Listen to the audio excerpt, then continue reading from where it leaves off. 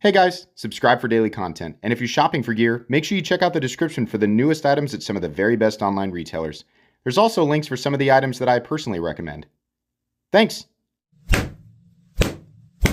What's going on YouTube? Metal Complex here, and today I've got something really weird. I know I have not opened this up yet, but I know what's in here. It almost didn't make it, but it did make it. Thanks so much to Reate for sending this in. I think you might know. It's probably the weirdest thing that Reate has released in a while. And I'm a little late, right? Some other people have looked at this, but I cannot wait to get this thing out and actually take a look at it. Thanks so much to my patrons for supporting me. And please, make sure to follow me on Instagram at metal_complex. Okay. What do we have here? Oh boy, the Exo-K. I will link this right down in the description so that you guys can take a look at it if you want. It does help my channel when you use those links, but that's up to you. So, I believe this, it has to be the same designer as the Exo, right? The exoskeleton designer, yeah. Okay, so this was done in April, right? So it's been out for a bit. N690, interesting choice. Probably not, but then again, there's a reason that if you've ever wondered, like, why doesn't this guy look at karambits? Because I don't really like them. They're not super practical. I know, now that I've said that, I'm going to get a flood of people trying to tell me about the practicality of a karambit. I'm sorry. But add an interesting element, right? The fact that it is a karambit is not the interesting element. The fact that it is a weird karambit. Oh, there's two of them. You gave me two? Oh, one's a trainer. Maybe maybe I should start with the trainer. Do they all come with trainers? Because that's kind of neat. There's a little bit of added value there. How does this work? Oh, God. Okay. I found a button. There's a button here. Oh, it's morphing. It's morphing. What is happening? What the Okay, so you're obviously supposed to... God, I don't know. I don't know what I'm doing. I have no idea. There we go. How was that? Is it lock? Yeah, it does lock. Okay, I'm so glad that they gave me the trainer. My son is going to have an absolute blast with this thing. Oh my goodness. What is the... Okay, I'm getting there. Is this entertaining? Is this what you guys watch my channel for? Oh man, there's no way I'm not prepared for this one. This one's got a sharp edge on it. Come on. Yeah. I don't understand. I'm gonna have to watch a video. So I don't know if you guys can tell, but this is not a review. This is just an unboxing and first impressions. There's obviously a tactical way to deploy this. Should I try holding it? Maybe I should try holding it like this? Should I? Because aren't you supposed to hold karambits upside down for like a tactical? Okay, I'm getting there.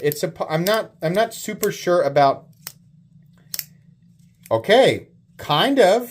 That was almost ninja level 12. Hey, that's kind of neat. Okay. Yeah, okay, I'm getting it. That's actually really fun. Oh, this is so stupid. It's so stupid. I never grew up. I turned 8 and never got any older. Gah! Whatcha! Now go back in. Come on. Okay, I think I kind of understand it.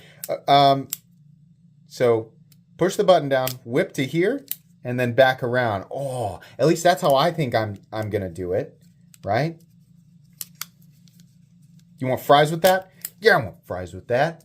What do you think, huh? Huh? You think you're playing with somebody who doesn't want fries with that? Huh? Do I dare try it with this one? Oh, man, I don't know. That blade doesn't want to swing all the way out. Okay, there's just like a freaking robot auto scythe. Ah, yeah. Oh, yeah. That is so dangerous. For somebody who doesn't know, I'm honestly kind of afraid to like put it back in. So there is actually, okay, right off the bat, got to point something out. I don't think it's super likely, but in the path of putting it back away, the blade can actually come down on this barrel right here, which is just a large structural standoff. If you whip it bad, if you don't whip it good, you got to whip it good. But if you don't, whip it good, right? It's just like the song. You have to whip it good. Because if you whip it poorly, God, oh man, I don't know. If you do, or you're not paying attention, and if there's a way to like whip it back into place, then the blade can actually contact that pin right there. So you have to pay attention to that. This is aluminum, and then the blade is N690. I know what the price is on these, and it's pretty high, right? So if you value having the trainer, which honestly I think is a good move for exactly what you just witnessed. You witnessed an idiot who has no idea what he's doing. I have no business. I have no business doing any of that, right? So you need the trainer for people like me who have a 99.9% chance of hurting themselves with it the first time they mess with it. So you factor that in as a necessity. It's not necessarily a consumer desire, because some people would just opt for this and be charged less money if given the option, right? I don't think that that's smart. I think they're going to get a lot of, emails like, "Hey, I bought your product and it's stuck in my foot, so I'd like my money back," right? Well, it's one of those things where it's like, is the customer always right? No. Sometimes the customer is an idiot, right? Sometimes the customer had no business buying in the first place, which would be me, right? If I whip this thing into my foot because I didn't know what I was doing with it, right? Well, can you blame the designer or not really? I mean, you did it, right? So I think the trainer is necessary, but then again, they're clearly charging you extra for it. The trainers feels fine. How does it lock out? I want to see quality of lockout on both of these things. There's movement, right? But I feel like that's just part of the design. Is there movement when I'm holding it? And also, I can't say that it's okay in this grip. I don't know that you are supposed to have your pinky in the standard grip, right? I have no idea about it. But you can. If anybody who holds it like this, your finger comes down on that button, which can make it come apart this way. I don't know. I mean, but in the reverse grip, I mean, your palm comes down on it. Can I get it to disengage? I don't think so. Obviously, testing this with the unsharpened version is the safer way to go. I'm glad that they include the trainer. I don't know that I don't know that the price makes sense. It really is fun to play with, though. I think the best way. Oh wait, how did I do it? I did it upside down, right? No? See, now I've already forgotten. I don't understand. What did I do the first time? You push the button. Okay, almost. Oh, okay, that's right. You have to put your finger in there. There. Okay, so this is my way of doing it. I don't know if it's the right way. Put your finger in here, cat's paw, push the button, whip this way, then whip back the other way, and it locks closed. So, all right, it's weird. Boy, I don't even know where to begin to review this thing. Definitely the most interesting karambit that I have ever seen, at far and away. I think that karambits are really ugly. I think that it's just the simplest form of like, this is a weapon purpose built for tactical combat. And anybody who's even slightly triggered is just like, yeah, karambit, right? And that does nothing for me. I have never been in a scenario where I thought, God, if I only had a karambit, geez, that would have unfolded differently, right? I've never felt that way. This seems like a crazy thing to have on your person as a cutting tool, which let me remind you, even the most well-trained, even the most suitable owner for this, let's say you are legitimately like the president of the level, the elite ninja clan, right? You, if anybody, deserves to, this is the person who actually could use this the right way. Even that guy, day to day, is mostly going to be using it for general knife tasks, because that's what's presented to human beings the vast majority of the time.